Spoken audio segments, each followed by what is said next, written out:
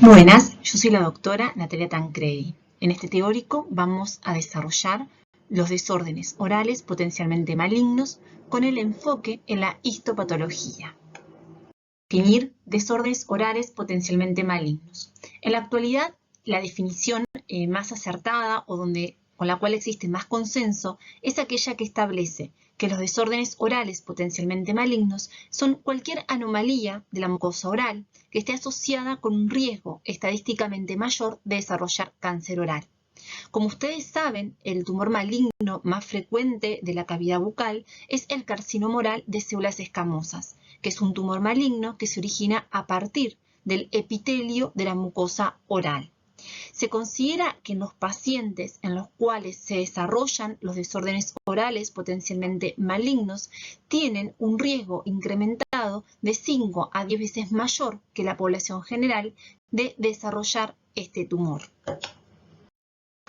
La primera referencia o clasificación por parte de la Organización Mundial de la Salud de este conjunto de lesiones y condiciones que se encuentran asociadas a un riesgo incrementado de desarrollar un carcinoma oral de células escamosas radica en el año 1972, donde la Organización Mundial de la Salud incorpora los conceptos de lesiones precancerosas y condiciones o estados precancerosos, entendiendo por lesiones precancerosas aquellas lesiones que se encontraban asociadas a un riesgo incrementado de desarrollar cáncer oral y por condiciones precancerosas a un conjunto de afecciones sistémicas que se asocian también a un riesgo incrementado de desarrollar un carcinoma oral de células escamosas.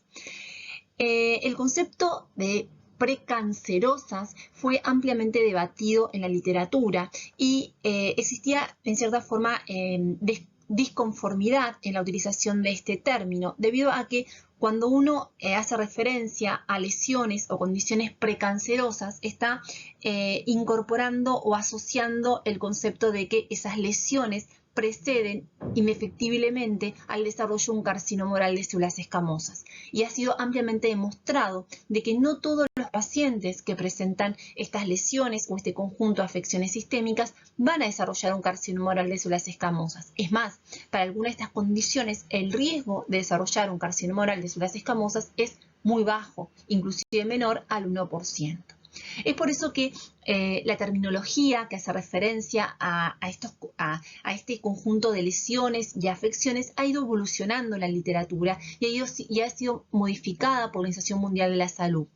De esta forma, en el año 2005, la Organización Mundial de la Salud incorpora los conceptos de lesiones precursoras y condiciones precursoras, entendiendo por lesiones precursoras aquellas lesiones que cuando son diagnosticadas en la cavidad bucal se encuentran asociadas a un riesgo mayor de desarrollar un carcinoma oral de células escamosas y dentro de ellas incluye a la eritroplasia y a la leucoplasia.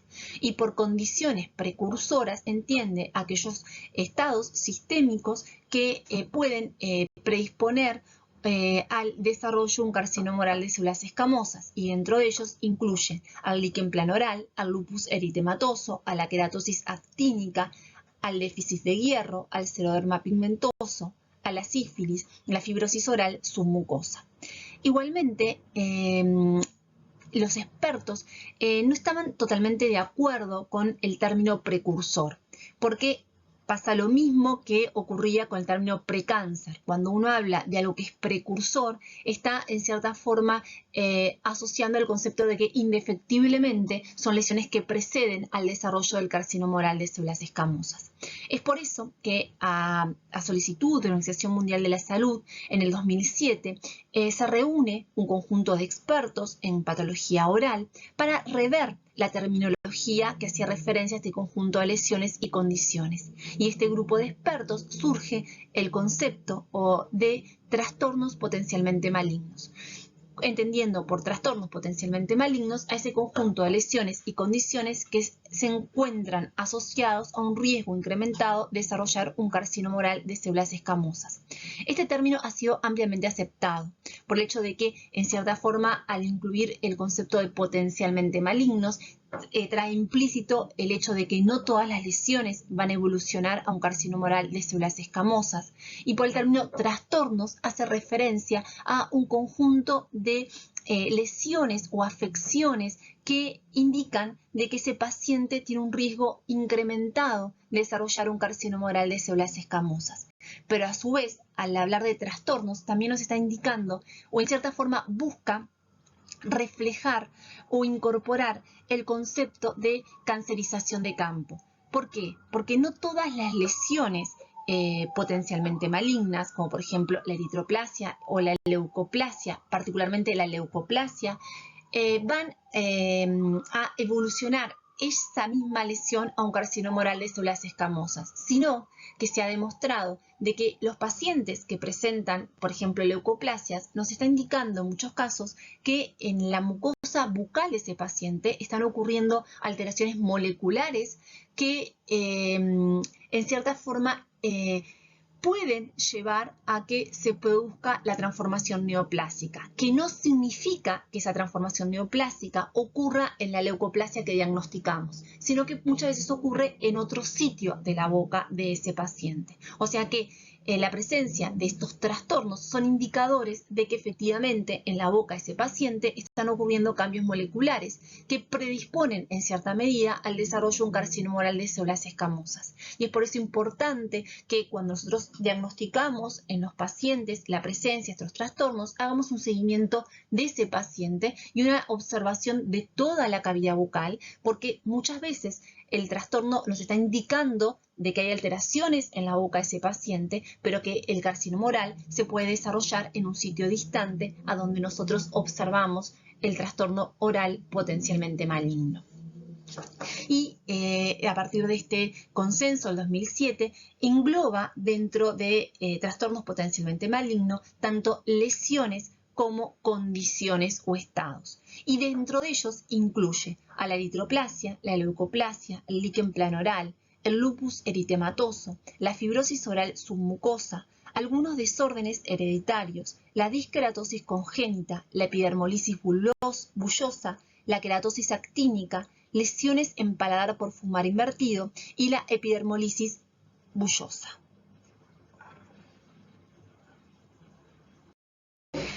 En el 2020, este grupo de expertos que mencionaba anteriormente, que con el profesor Guarnaculaz-Urilla a la cabeza, que fueron los que incorporaron el término de desórdenes orales potencialmente malignos, se vuelven a reunir.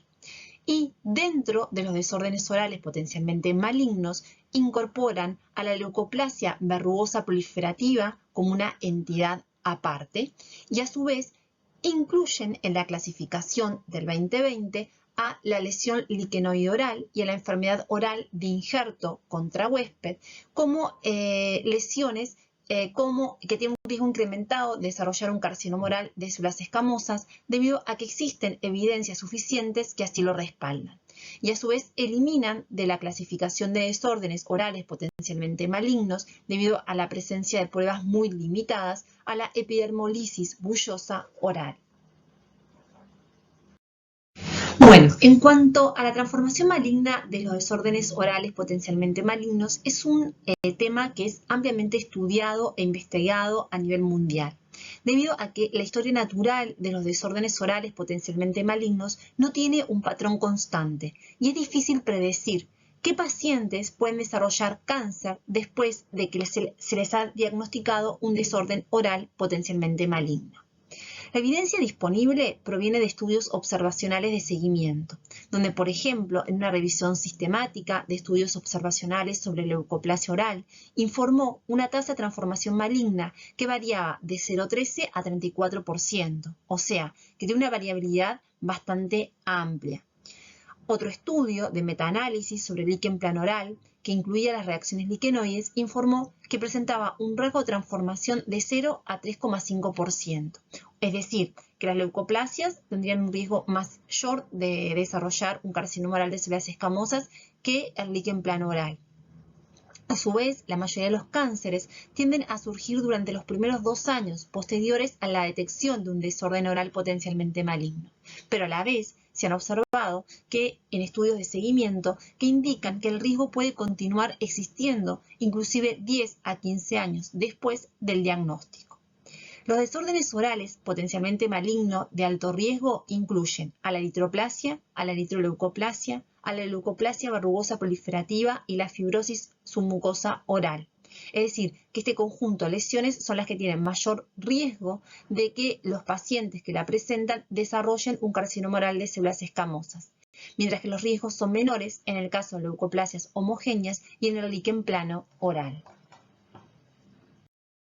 Bueno, comenzamos por la leucoplasia, que sin duda es el desorden oral potencialmente maligno más frecuente.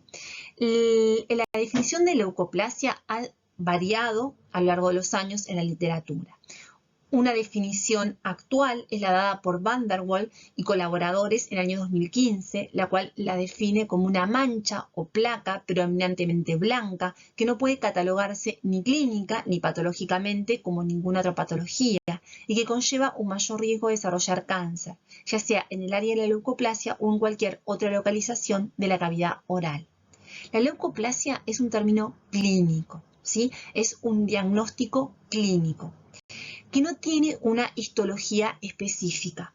Cuando nosotros observamos una biopsia de una leucoplasia, a nivel histológico, en el epitelio podemos encontrar diferentes morfologías. Podemos encontrar un epitelio atrófico, hiperplásico, generalmente presenta hiperkeratosis, lo cual refleja en cierta forma el color blanco que se observa clínicamente. Y un elemento importante es que puede presentar o no displasia epitelial, concepto que voy a desarrollar más adelante en este teórico. Lo importante que ustedes tienen que manejar y destacar es que la leucoplasia es un diagnóstico clínico, que a nivel histopatológico vamos a observar diferentes patrones morfológicos y un elemento importante es establecer si esa lesión presenta o no displasia epitelial por el valor que tiene en el pronóstico de ese paciente. Otro desorden oral potencialmente maligno es la eritroplasia, la cual se define como una lesión solitaria que se presenta como una mancha o placa predominantemente roja que no se puede caracterizar clínica o patológicamente como cualquier otra enfermedad definible. La eritroplasia es considerada un desorden oral potencialmente maligno de alto riesgo, debido a que a nivel histopatológico la mayoría de las eritroplasias o ya son, del punto de vista histopatológico, carcinomas orales de células escamosas, es decir, que ya son un tumor maligno, o bien son lesiones que presentan un alto grado de displasia epitelial. Bueno, una vez que se llegó a un diagnóstico clínico de certeza de un desorden oral potencialmente maligno, ya sea una leucoplasia, una eritroplasia, una leucoeritroplasia, se impone la biopsia, ¿sí? Es importante cuando son lesiones que son extensas, ¿sí? O bien que presentan zonas que clínicamente tienen diferentes apariencias, tomar muestras de esas zonas diferentes, de forma que a nivel histológico nosotros podamos hacer un diagnóstico representativo de toda la lesión, ¿sí? Una vez realizado el estudio histológico de estas lesiones diagnosticadas clínicamente como desórdenes orales potencialmente malignos, nos podemos encontrar con lesiones que presentan alteraciones en su epitelio que reflejan clínicamente o que explican la presentación clínica de estas afecciones y que pueden tener o no displasia epitelial, es decir, que son desórdenes orales potencialmente malignos. O bien encontrarnos con que en algún sector o en la biopsia en sí observamos que ya en realidad, si bien desde el punto de vista clínico lo definimos como desórdenes orales potencialmente malignos, ya sea una leucoplasia o una eritroplasia, a nivel histopatológico confirmamos que en realidad ya son neoplasias malignas, ya son tumores malignos. Y dentro de ellos, o sea, son tumores malignos y particularmente hablamos de un carcinoma oral de células escamosas, o sea, una neoplasia maligna que se origina a partir de células del epitelio de la mucosa bucal. O sea, es un tumor maligno de estirpe epitelial, que puede ser un carcinoma oral de células escamosas in situ, es decir, cuando ese conjunto de células neoplásicas se encuentran aún contenidas en el espesor del epitelio, no han invadido el conjuntivo subyacente. O bien, ya ser un carcinoma oral de células escamosas invasor, es decir, cuando esas células neoplásicas, esas células malignas, degradan la membrana basal e invaden el tejido conjuntivo subyacente. Observamos al microscopio biopsias que corresponden a desórdenes orales potencialmente malignos. Nos podemos encontrar con diferentes presentaciones o morfologías histológicas. Generalmente cuando son leucoplasias, o sea, lesiones que desde el punto de vista clínico son blancas, lo que observamos al microscopio es un aumento en el espesor de ese epitelio, o sea, una hiperplasia epitelial. Generalmente asocia una hiperorto o paraqueratosis, o sea, un aumento del espesor del estrato córneo y un aumento en el espesor del estrato espinoso, es decir, una acantosis, lo cual determina que hay un aumento en la longitud de las crestas epiteliales.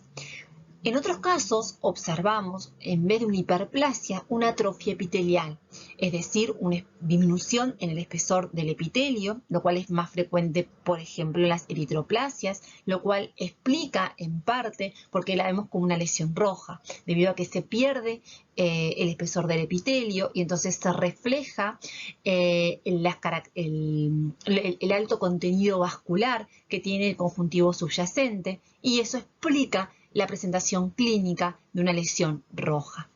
La atrofia epitelial se caracteriza por una disminución en la longitud de las crestas epiteliales e inclusive la pérdida de esas crestas epiteliales, estableciendo una unión epitelio-conjuntiva lisa. Muchas veces se combina la presencia de una atrofia epitelial con un aumento del espesor del estrato córneo. Es decir, que por ejemplo en una leucoplasia podemos encontrar una atrofia epitelial en sectores de esa lesión que asocia un aumento en el estrato córneo y por eso igualmente se ve como una lesión blanca, o sea, una hiperortoqueratosis.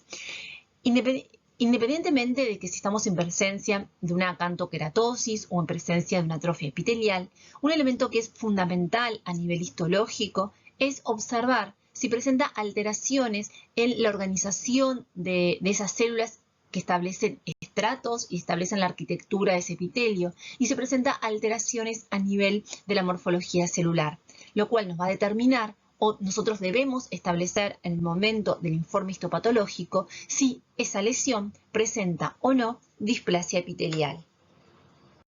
Ya he mencionado anteriormente en algunas situaciones en la biopsia de lesiones diagnosticadas clínicamente como algún tipo en particular de desorden oral potencialmente maligno, sucede que al examen histológico observamos que en realidad ya no son desórdenes orales potencialmente malignos, sino que ya son neoplasias malignas de estirpe epitelial, pudiéndonos encontrar con dos situaciones histológicas: que sea una neoplasia maligna donde el conjunto de células neoplásicas se encuentran aún confinadas al espesor del epitelio, ¿sí? Y en ese caso hablamos o diagnosticamos un carcinoma in situ.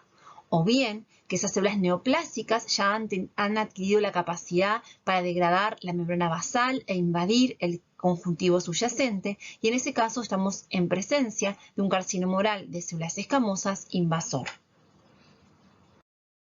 Este esquema me parece muy gráfico, demostrando los cambios que nosotros podemos observar a nivel histológico en el epitelio, en ese camino desde un epitelio normal hasta el desarrollo de un carcinoma de células escamosas invasor.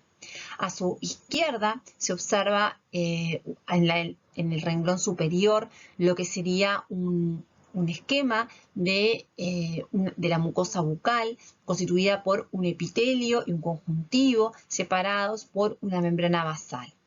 A nivel de la siguiente imagen observamos en el esquema los cambios que nosotros podemos observar en el epitelio y que determinamos como cambios displásicos.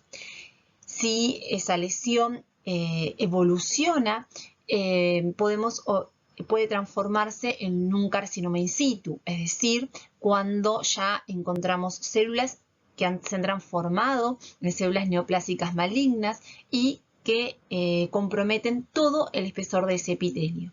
Y finalmente, esas células en algún momento van a adquirir la capacidad de invadir y de esa forma degradan la membrana basal e invaden al conjuntivo subyacente.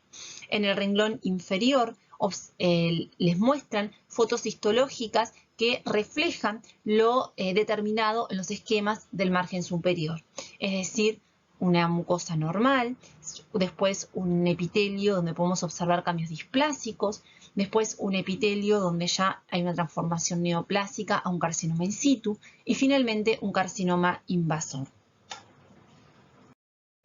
Bueno, y ahora vamos a definir la displasia epitelial.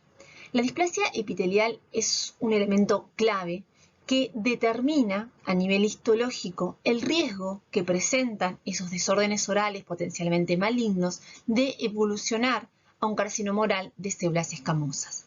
Es importante que ustedes tengan claro que la displasia epitelial es un término histopatológico, o sea que nosotros lo establecemos luego de evaluar la biopsia a nivel histológico, a nivel del microscopio óptico.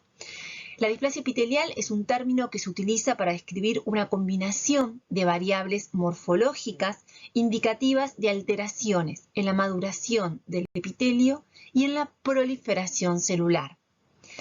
Se considera un elemento de valor pronóstico, pero a la vez es altamente cuestionable el valor pronóstico que se le da a la displasia epitelial del potencial de transformación maligna de los desórdenes orales potencialmente malignos. ¿Por qué?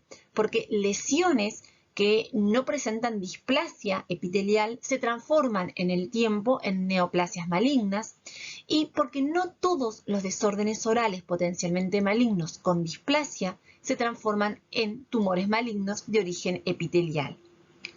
Igualmente, la valoración de la displasia epitelial sigue siendo el dato predictivo más importante en relación con el riesgo de transformación maligna en un carcinoma de células escamosas, es decir, que se considera el gol estándar en el diagnóstico histopatológico de los desórdenes orales potencialmente malignos.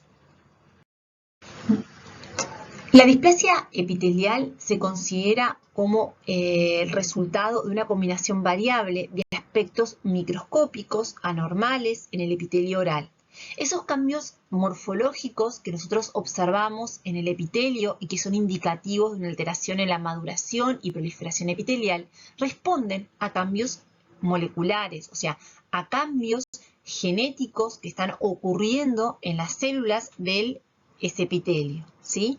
Como regla general, se considera que un paciente que muestra una displasia epitelial en una biopsia de la mucosa oral se considera que tiene hasta 5 veces más riesgo de desarrollar un carcinoma de células escamosas que uno que no lo presenta.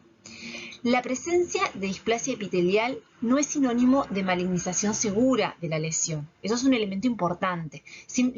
La presencia de displasia epitelial en la biopsia de un paciente lo que está indicando es, bueno, en la mucosa de ese paciente están ocurriendo cambios genéticos, cambios moleculares, que se ven reflejados por alteraciones que nosotros observamos al microscopio óptico y que indica que ese paciente tiene un riesgo incrementado de desarrollar un carcinoma oral de células escamosas. Pero no significa de que esa lesión en particular o ese paciente en particular indefectiblemente lo vaya a desarrollar. Hay varios estudios que así lo demuestran. Por ejemplo, traigo a citación uno realizado por Minzer y colaboradores, donde estudiaron durante 8 años la evolución de 45 pacientes con lesiones displásicas, observando que solamente el 11% de esos pacientes sufrieron transformación maligna, es decir, desarrollaron un carcinoma oral de células escamosas. Bueno, ¿y cuáles son esos criterios histopatológicos que determinan el diagnóstico de la displasia epitelial oral? Bueno, esos elementos que nosotros observamos en el epitelio y que determinan que podamos definir si ese epitelio presenta una displasia epitelial o no, se dividen en alteraciones arquitecturales, es decir, alteraciones en la forma en la cual las células del epitelio se organizan, ¿sí? Y de esa forma podemos observar alteraciones en la arquitectura de ese epitelio. Esos datos arquitecturales son estratificación epitelial irregular. Ustedes saben que en el epitelio nosotros establecemos diferentes estratos que responden a diferentes características morfológicas de las células que constituyen cada estrato. Es decir, tenemos un estrato basal, un estrato espinoso, un estrato córneo, ¿sí? En los epitelios displásicos hay una pérdida en la estratificación epitelial, es decir, nosotros no podemos definir tan fácilmente, ¿sí?, dónde termina el estrato basal y comienza el estrato espinoso. Hay una pérdida de la polaridad de las células basales, es decir, las células basales, ustedes saben que el núcleo de esas células generalmente se encuentran con respecto al núcleo de las células vecinas, adyacentes, todas a la misma altura. Bueno, en los epitelios displásicos hay una pérdida de esa polaridad, ¿sí?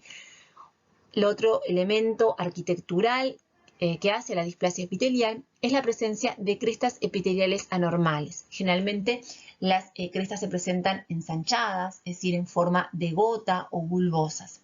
Observamos un aumento en el número de mitosis, lo cual refleja de que hay un aumento en la proliferación celular de ese epitelio.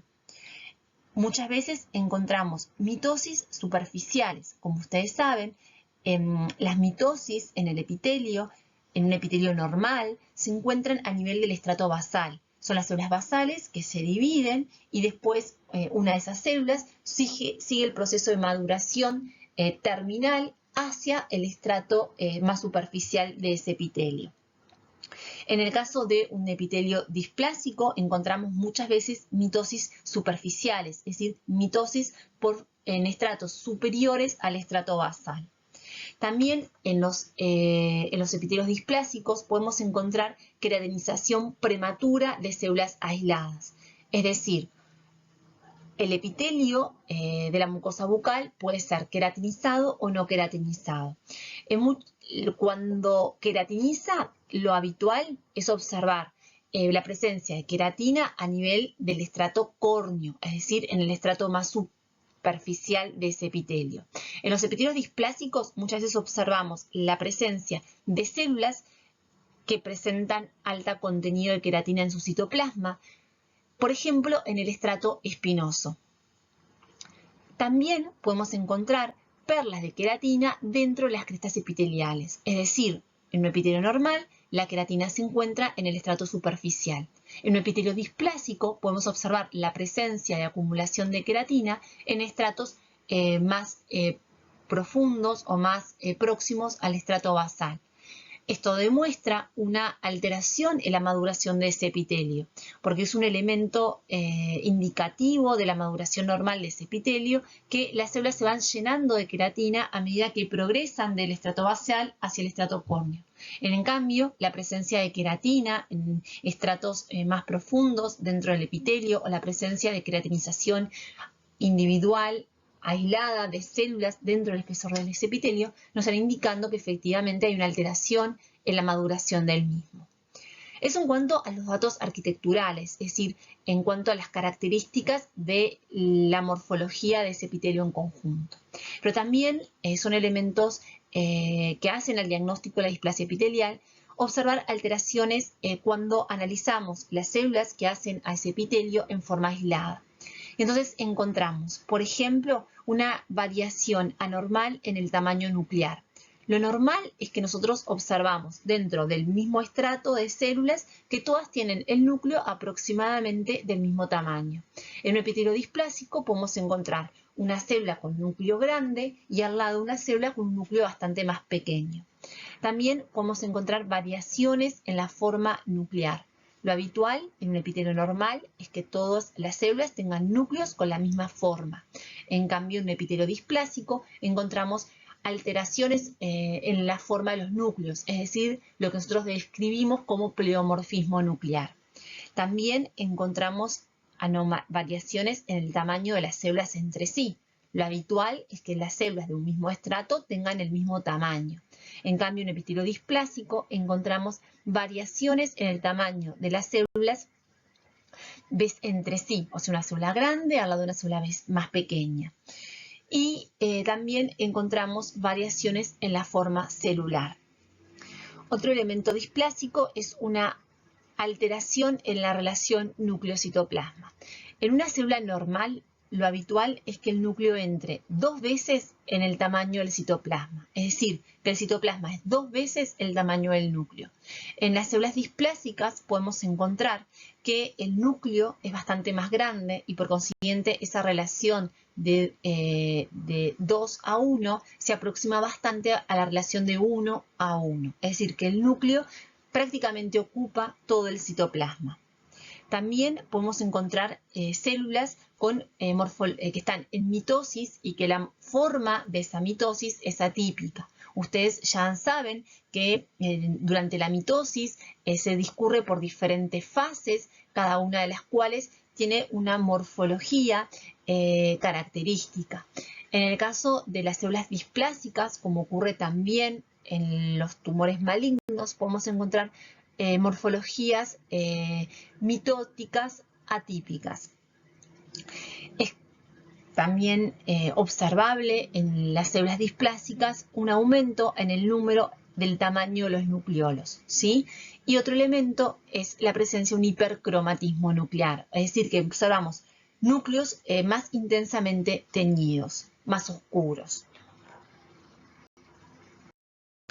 Bueno, este esquema trata de ejemplificar las alteraciones arquitecturales que observamos en el epitelio displásico. Como les dije anteriormente, las alteraciones arquitecturales son las alteraciones que observamos en la morfología del epitelio como tejido. Esas alteraciones arquitecturales las vamos a observar o las vamos a diagnosticar a aumentos menores, es decir, generalmente a un 100 o a un 200 por, ¿sí? Donde los elementos que podemos observar y que nos orientan a la presencia de un epitelio displásico, como les dije anteriormente, son crestas epiteliales ensanchadas en forma de gota, la alteración o pérdida de la estratificación regular del epitelio, por ejemplo, es característico la duplicación del estrato basal. Como les dije anteriormente, se van perdiendo las características arquitecturales de un epitelio normal. Generalmente, el estrato basal se encuentra constituido por una hilera de células. En el caso de un epitelio displásico, es frecuente la duplicación de ese estrato. Otro elemento que les dije anteriormente es la estratificación irregular, es decir, cuando nosotros no podemos establecer con claridad o fácilmente dónde termina un estrato y comienza otro. Este esquema muestra las alteraciones citológicas que les dije anteriormente.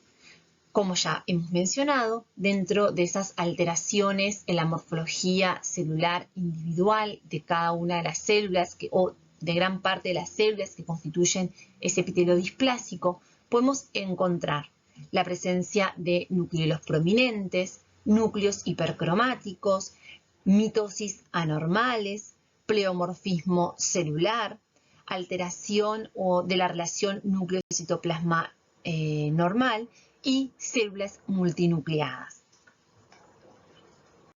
Esta imagen histológica muestra algunas de las alteraciones arquitecturales que podemos observar en un epitelio displásico. En este caso en particular, ustedes pueden observar un epitelio que se encuentra hiperplásico, donde hay una marcada acantosis, o sea, y un aumento en el espesor de ese epitelio normal, y donde observamos a este aumento la presencia de crestas epiteliales que se encuentran ensanchadas en forma de gota. Si ustedes se acuerdan de la morfología de un epitelio normal y cómo se observan estas crestas, evidentemente las crestas que vemos en esta imagen histológica dista de ser crestas normales. Son crestas más anchas, con una base más amplia, que es lo que nosotros decimos que son crestas en forma de gota. Y muchas veces observamos fusión de crestas, es decir, que crestas vecinas se fusionan entre sí, perdiendo esa separación de tejido conjuntivo que se mete entre ellas, que constituyen las papilas conjuntivas. Eso se pierde y las crestas epiteliales se fusionan entre sí. Estos son elementos o alteraciones arquitecturales que forman parte de los criterios que utilizamos para diagnosticar un epitelio displásico. En esta imagen histológica podemos observar otra característica arquitectural del epitelio displásico, que es la pérdida de la polaridad de las células basales. Es decir, si nosotros observamos el núcleo de las células basales, podemos observar de que ese núcleo no se encuentra en todas las células del estrato basal a la misma altura. En esta imagen histológica les muestro otro elemento que hace al diagnóstico de la displasia epitelial, pero en este caso a un elemento citológico, es decir, a las características de las células epiteliales en forma individual. Uno de ellos es el hipercromatismo nuclear. Como ustedes pueden observar, en algunas células del estrato basal de ese epitelio, pueden observar que el núcleo se encuentra más teñido, ¿sí? Es más evidente con respecto a el núcleo de otras células basales que se encuentran bastante normales desde el punto de vista morfológico. Es decir, que hablamos de células del estrato basal que presentan hipercromatismo nuclear. En esta imagen observamos, por un lado, una característica citológica como es el pleomorfismo celular, es decir, cuando células vecinas entre sí no presentan todas una morfología similar, sino que varían o distan unas de otras en cuanto a su morfología, a su forma celular. Y por otro lado, vemos una alteración arquitectural de ese epitelio, que es la duplicación del estrato basal. Como les dije anteriormente, generalmente el estrato basal se encuentra constituido por una sola hilera de células. En el epitelio displásico, con frecuencia, observamos una duplicación de ese estrato. Otro elemento que valoramos en los epitelios para determinar si presentan displasia o no es la ubicación de las figuras mitóticas. Lo normal es de observar figuras mitóticas a nivel del estrato basal. En los epitelios displásicos observamos la presencia de figuras mitóticas en estratos suprabasales. En esta imagen histológica observamos otros elementos que indican o que en conjunto pueden establecer un diagnóstico de un epitelio displásico, como es la presencia de un aumento en el número y en el tamaño de los nucleolos y, como ya dije anteriormente, la pérdida de la polaridad de las células basales. En esta imagen observamos dos elementos arquitecturales que hacen a la displasia epitelial, como es la pérdida de la cohesión intercelular. Si ustedes ven esta imagen o la observan, podemos ver a nivel del estrato espinoso cómo las células de ese estrato, que generalmente se encuentran íntimamente unidas entre sí a través de múltiples desmosomas, se comienzan a separar, lo cual se evidencia por esos espacios claros que se encuentran entre las células. Y también en esta imagen podemos observar lo que les dije anteriormente como una estratificación epitelial irregular. Ustedes en esta imagen no pueden establecer con certeza dónde termina el estrato basal y comienza el estrato espinoso. También en esta imagen pueden observar, por ejemplo, pleomorfismo nuclear, pleomorfismo celular. Bueno, y en esta imagen histológica podemos observar otros dos elementos citológicos que hacen al diagnóstico de la displasia epitelial, como es la presencia de mitosis con morfología atípica y el pleomorfismo nuclear. Si ustedes ven o comparan la forma de los núcleos de células vecinas, pueden observar que varían unas de otras. También yo agregaría aquí que hay una variación en el tamaño de los núcleos. Si ustedes ven aquí, pueden observar núcleos grandes al lado de otras células con núcleos más pequeños. Hasta ahora yo les mencioné que la displasia epitelial era un elemento que era determinado histológicamente en función de la detección de cambios en la arquitectura y en la citología de las células epiteliales, ¿sí? Les mostré esos diferentes elementos arquitecturales y citológicos que definen la displasia epitelial. Pero no solamente se determina si un epitelio presenta displasia o no lo presenta, sino que la displasia epitelial se gradúa, ¿sí? O sea, se establece el grado de displasia que podemos observar en ese epitelio obtenido a partir de la biopsia de un desorden oral potencialmente maligno. Esta graduación se establece en función de la extensión en el espesor del epitelio de los cambios morfológicos que ya definimos como elementos diagnósticos de la displasia epitelial. Una forma de graduar la displasia epitelial es en función de dónde se encuentran ubicados esos cambios morfológicos que hacen a la displasia epitelial dentro del espesor del epitelio. De esa forma hablamos de una displasia epitelial leve cuando los cambios citológicos y arquitecturales se encuentran limitados al tercio inferior del epitelio. Determinamos una displasia epitelial moderada cuando los cambios citológicos y arquitecturales se encuentran limitados al tercio inferior y medio del epitelio, y severos cuando los cambios citológicos y arquitecturales abarcan más de 2/3 del epitelio, pero, y esto es muy importante, no comprometen todo el espesor del epitelio. ¿Por qué? Porque si los cambios citológicos y arquitecturales se encuentran o abarcan todo el espesor del epitelio, ya no hablamos de una lesión que tiene una displasia epitelial, sino que estamos en presencia de un carcinoma in situ, es decir, estamos en presencia de un tumor maligno epitelial que aún no ha invadido al conjuntivo subyacente. Estas imágenes histológicas buscan ejemplificar casos de epitelios con displasia leve. Ustedes en estas imágenes pueden observar cambios citológicos como por ejemplo hipercromatismo nuclear, pleomorfismo nuclear, pérdida de la estratificación basal, estratificación irregular, limitados a el tercio inferior del epitelio, ¿sí? Otro elemento que podemos observar en estos casos es, por ejemplo, crestas fusionadas o crestas ensanchadas.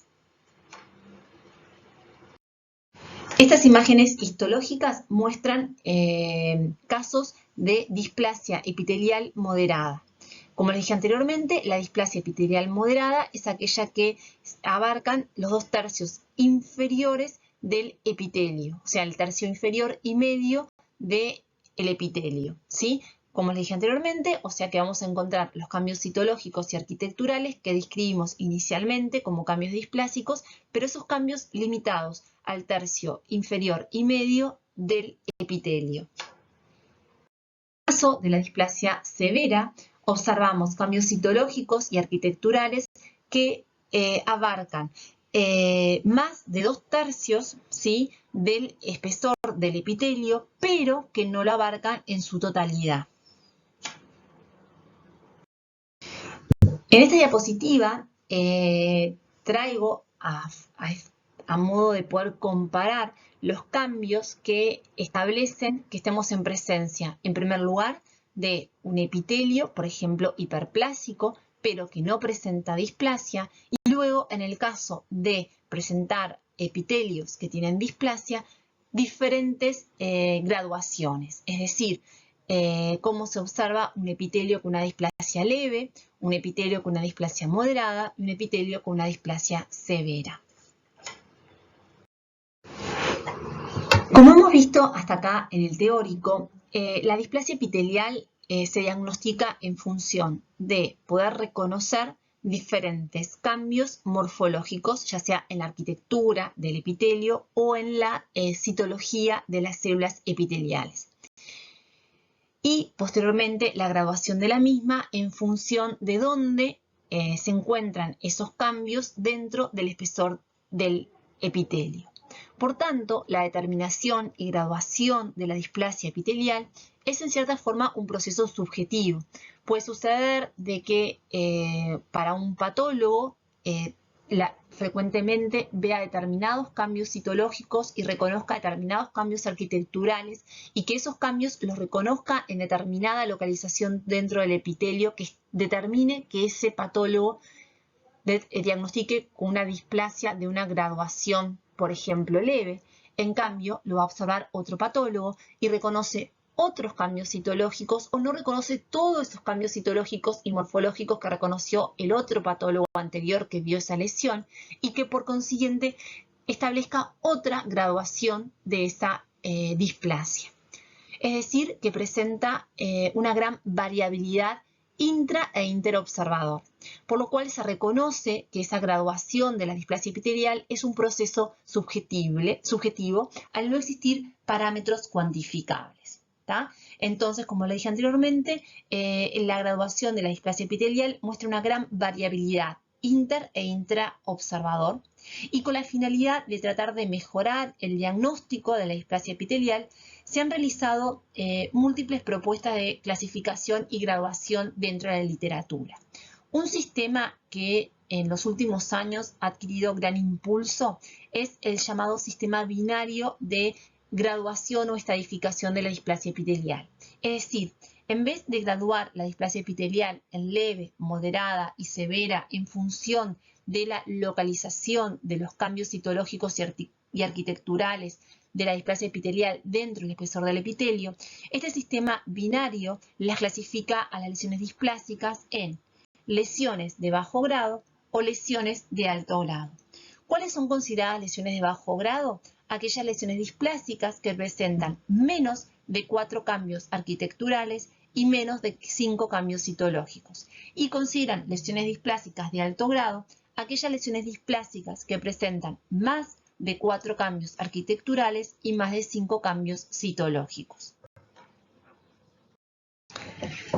Como ya les dije anteriormente, la evaluación histopatológica de la displasia epitelial oral se considera el estándar de oro actual para predecir la transformación maligna de los desórdenes orales potencialmente malignos. La eficacia y la utilidad de la graduación de la displasia epitelial oral como indicador de transformación maligna de los desórdenes orales potencialmente malignos se ha debatido durante mucho tiempo en la literatura. ¿Por qué? Porque es verdad que la presencia de la displasia epitelial oral es un indicador del potencial maligno de los desórdenes orales potencialmente malignos y aumenta el riesgo de que estas lesiones progresen a carcinomas con los grados crecientes de displasia epitelial. Pero la transformación maligna de los desórdenes orales potencialmente malignos también se ha observado que puede ocurrir en ausencia de displasia epitelial. Y además se agrega que la graduación histopatológica de la displasia epitelial presenta una reproducibilidad limitada debido a la variabilidad intra e interobservador en la clasificación de la displasia epitelial. Y en función de la existencia de este conjunto de evidencias en cuanto al valor de la displasia epitelial como indicador pronóstico de esos desórdenes orales potencialmente malignos, es que surge como otro elemento de apoyo a la graduación histopatológica de la displasia epitelial la utilización de marcadores moleculares. Es decir, no es que la displasia epitelial se deje de utilizar y que sea más importante la utilización de marcadores moleculares. No, sino que complementando al valor del diagnóstico histológico en base a las características morfológicas, arquitecturales y citológicas que definen que un epitelio presente o no displasia epitelial y posteriormente se gradúe esa displasia epitelial en el caso de existir, se utiliza como elemento complementario y de apoyo la utilización de marcadores moleculares en cuanto a poder predecir el comportamiento biológico de esos desórdenes orales potencialmente malignos en ese paciente. En los últimos años se ha avanzado mucho en el estudio de los cambios moleculares que se presentan en los epitelios displásicos. Como ya les dije anteriormente también, ustedes ya saben que esos cambios moleculares son los que explican en gran medida las alteraciones morfológicas que nosotros podemos observar a nivel del microscopio óptico, es decir, los preceden. Son esos cambios moleculares que ocurren en esas células debido a diferentes factores que pueden ser extrínsecos, por ejemplo, el fumar, el beber alcohol, la infección por determinados virus, o bien puede deberse a determinadas predisposiciones o determinaciones genéticas que determinan que la célula modifique su morfología y que el tejido en su conjunto presente cambios arquitecturales. Es decir, que esos cambios moleculares son más precoces y que dejados a su evolución explican los cambios que nosotros podemos observar a nivel histológico y que se reflejan en la presentación clínica de las lesiones. En los últimos años se ha estudiado mucho esos marcadores moleculares, porque en cierta forma permite determinar cuáles son los pacientes que efectivamente presentan un riesgo importante de desarrollar un carcinoma oral de células escamosas. Esos marcadores moleculares se han estudiado por diferentes técnicas que hacen a la biología molecular y, por ejemplo, una de las más frecuentes o de las que se puede decir que son de más fácil acceso es a través del estudio de inmunohistoquímica, ¿sí? O sea, a través de técnicas que permiten poner en evidencia, mediante la utilización de anticuerpos específicos, cuáles son los cambios que presentan esas células epiteliales. Dentro de los marcadores moleculares más utilizados en lo que es a la displasia epitelial se encuentra el factor de crecimiento epidérmico, factores de proliferación como el Ki67, la ciclina D y E, el P53, que como ustedes saben es un gen que presenta alteraciones muy frecuentemente en los carcinomas que se presentan en la cavidad bucal y en términos generales se considera como uno de los genes que inicialmente sufren modificaciones que predisponen al desarrollo de un tumor maligno. También se ha estudiado, por ejemplo, la neuploidía, la pérdida de la heterocigosidad, por ejemplo, para el virus del papiloma humano, las metaloproteínas A9, el factor de crecimiento tumoral alfa, las citoqueratinas 1, 8 y 18. Como les dije anteriormente, generalmente se utilizan en forma complementaria los marcadores moleculares a la graduación de la displasia epitelial oral determinada a través del microscopio óptico. Y se ha demostrado que la graduación de la displasia epitelial en asociación con la evaluación de la expresión de esos marcadores moleculares permiten establecer una mayor certeza en determinar qué pacientes con desórdenes orales potencialmente malignos pueden desarrollar un carcinoma oral de células escamosas. Bueno, y en esta diapositiva les traigo dos ejemplos de marcadores moleculares utilizados en la evaluación de desórdenes orales potencialmente malignos con displasia epitelial. En el ejemplo superior corresponde a la evaluación a través de técnica de inmunohistoquímica de la proteína P53.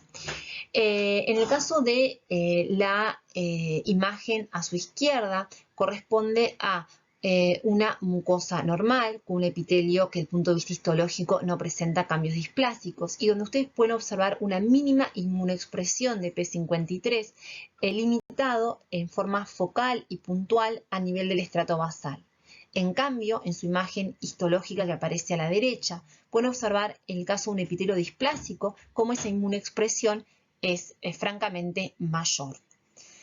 Y en las imágenes inferiores corresponde a la inmunoexpresión del Ki67. El Ki67 es una proteína que se encuentra clásicamente asociada al grado de proliferación celular. A mayor inmunoexpresión de Ki67, refleja una mayor capacidad proliferativa del tejido en estudio, en este caso el epitelio. Como les dije anteriormente, la displasia epitelial valora en función de cambios morfológicos en el epitelio o refleja los cambios en la maduración y proliferación de esas células. Y cómo a través de la utilización de un marcador molecular como el Ki-67, efectivamente se verifica esas alteraciones que nosotros podemos establecer a través de la valoración morfológica de ese epitelio. En el extremo izquierdo, ustedes observan la inmunoexpresión de Ki-67 a nivel del estrato basal en una mucosa normal, lo cual es coherente porque efectivamente las células que tienen capacidad de proliferación son las células basales. En el caso de una displasia leve, esa inmunoexpresión se encuentra limitada al estrato basal, pero se puede decir que es mayor.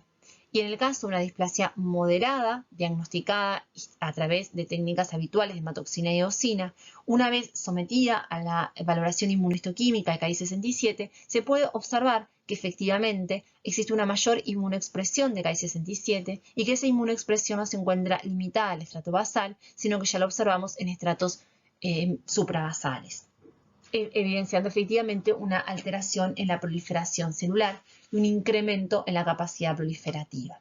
Bueno, son ejemplos que demuestran cómo los marcadores moleculares se utilizan o es una buena herramienta en conjunto con la valoración histológica en base a criterios morfológicos de la displasia epitelial para poder graduar en una forma más efectiva y en una forma más objetiva la displasia epitelial y que esto se refleja en una mayor certeza en cuanto a determinar el pronóstico de los pacientes que presentan estas lesiones displásicas. La leucoplasia verrugosa proliferativa es una entidad que ha sido reconocida como una